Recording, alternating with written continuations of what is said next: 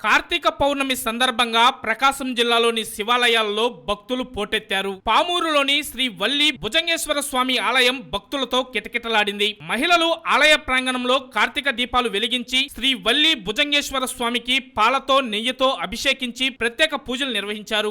ఆలయంలో భక్తులకు ఇబ్బంది లేకుండా ఈవో నరసింహబాబు ప్రత్యేక క్యూ లైన్లు ఏర్పాటు చేసి దర్శనాన్ని సాఫీగా జరిగేలా చర్యలు తీసుకున్నారు. కుంకుమపేట పూజ చేస్తూ ఉండండి. ఓం మహాలక్ష్మి నమః అనుకుంటూ కుంకుమపేట పూజ చేస్తూ ఉండండి. ఓం లక్ష్మీశ్వర సముద్రాదిని శ్రీరంగరామేశ్వరీం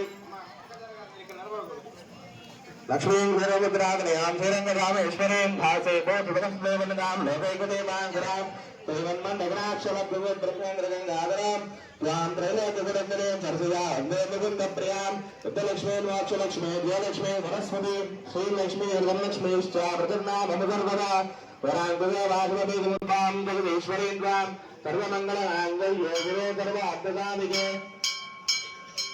నమః. ఇప్పుడు దీపారాయణ దగ్గర శివాయ నమః.